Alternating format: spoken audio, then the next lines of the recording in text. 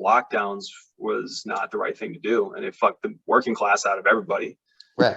Well, and now, let's segue into this. Yeah. These moratoriums. Yep. Ended as of, well, yesterday. And yeah, so, well, yesterday from the recording of this, it's the second as of the recording of this. And so I'll tell you what, so living here, downtown Milwaukee, or Victor, Idaho, as we pretend on the show. Right. I still don't remember how the joke came up, but anyways, I've had, because I've lived here for 2 years, right? The same building for 2 years. Mm-hmm.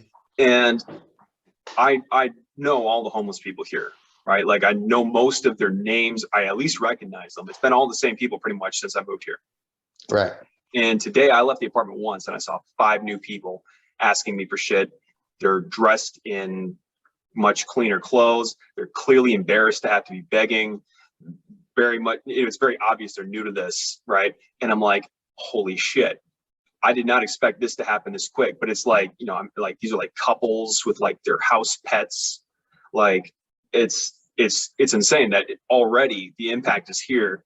And, you know, you have that mixed with the inflation. I'm sorry, lefties, like I know we don't want to talk about inflation, but it's a real fucking thing. Just because the debt hawks say it too doesn't mean it's not real when Biden does this. And so you have all of this kind of compounded, and all of this comes from basically the policy, which Trump 100% engaged in, of, you know, while we lock everything down, do these massive, just ridiculous corporate bailouts and inflate the dollar and do this massive upward transfer of wealth. I think Jimmy Dore was saying it's like the largest in human history. I don't know if that's true or not. I mean, we've printed 80% of our entire money in the last year. Is it that high now?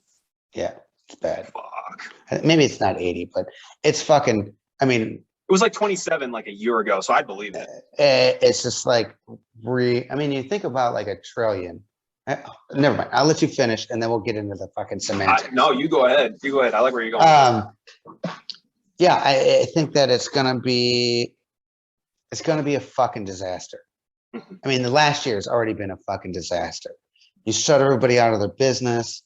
People can't go to work. Now, granted, there was a lot of, I would say, a good percentage of the people that might be getting evicted that have been soaking up that unemployment money and still not paying their rent or their house. Somebody out there's doing it for sure. Yeah, for sure. And fuck those people. Yep. But, you know, what about the people that weren't or can't or weren't getting the unemployment? I mean, the numbers are fucking staggering. I mean, we're looking at potentially 15 million people between evictions and foreclosures. It could be out of a fucking house or a place to live in probably the next month or two. So, and you know what's crazy about that too? All of this is coming right before. I mean, Congress is going to a 6-week recess in just a couple of days, I think. Oh, so, how convenient. Yeah.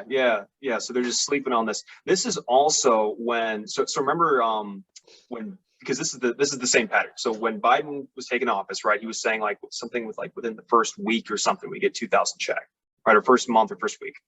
And instead, then it gets cut down to 1,400 maybe, and we're going to go ahead and let Congress take their little recess first. Then we're also going to impeach a president who's no longer in office. And then you get less than we promised you. You're welcome. Like this is just a very common theme with them, you know, the whole, you know, let them eat cake or ice cream out of Pelosi's fridge. You know, we will do well on our Eat the Rich hoodies money, while literally 15 million people are getting evicted from their homes. Nothing about that. What are you going to do for, you know, these new mask and vaccine and lockdown mandates that they're trying to push for when you have all these people out on the street? Like, how's that going to play out? Are you just going to arrest them all for not following guidelines? Yeah. Like, there's what the fuck is this going to lead to? I don't know. I don't know if you know. I don't know if anybody knows. But this is a disaster. This is what the Democrats are. It's like what I told you, like when the whole COVID thing first started, right? And I was like, hey, you know, there's going to be some shortages. Go get some shit. Yeah. Right. Go get some food, whatever. I did. If it all goes to shit, right? 15 million people out on the street, especially in a major metropolitan area. I mean, it might not be 15 million in Madison or Milwaukee or Chicago, but even if it's 100,000 in each location, brand new homeless people, desperate. Yeah. If you're within that city limit and you got some shit, I mean, you better be prepared. I mean, I want to help everybody that I can, but I mean, hopefully people were trying to be responsible during the period of, you know, whether they could or could not pay their rent or their foreclosure or their mortgage. I'm not sure. I don't know the numbers on that because it's brand new so far. But we're going to have a real fucking problem because people are going to be out on the street and they're going to be brand new to it. It's not like, like you said, they're not lifers. It's not like they've been homeless for years or whatever. They're going to be fresh out. They're not going to know how to take care of themselves and they're going to get desperate. And that's when things get fucking weird. And of course we didn't prepare for it because we shut everybody out of their business. We wouldn't let anybody do whatever. And then instead of like easing our way out of this moratorium, like, okay, you got to start paying a little bit here and whatnot. Or even like, you know, you see like stories of like someone's got like one rental property. They still work a regular job. They're trying to make extra income off of rental property. I mean, if the government's got all this money they can just print, why not just eliminate their property tax during the moratorium to fucking give them a break? But with that, a couple things. First of all, if just endlessly printing money worked, why do they need to tax us?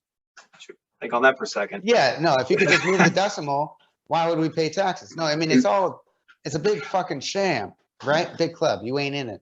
Exactly. But, you know, the other thing too is, you know, a popular thing on the left is, you know, fuck landlords, being a landlord is not really a job. Do you understand how many people who are landlords own like a property, live in half of it, you know, and this is like their way that they are building themselves out of poverty. You know, the thing that AOC says you can't do, you literally can't pull yourself up by your bootstraps. Shut the fuck up. You're a senator. Right.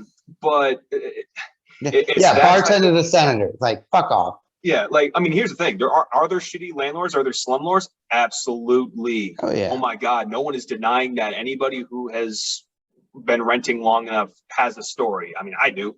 Fucking everybody is. But like, yeah, just this like blanket fuck all landlords is like, no, that's how a lot of people escape poverty. Well, you're not going straight from poverty to being a landlord to being out of poverty, but you get what I'm saying. Like that's a good way to like get. I mean, that's how they right, and that's how they build their generational wealth. Exactly, which is what we're supposedly pushing for on the left, is to help people who are not generationally wealthy get to a point where they can be, you know, or maybe not fantastically wealthy, but, you know, adequately wealthy and no longer, you know, financially insecure in any way. And so this sentiment of fuck all landlords just doesn't make any sense.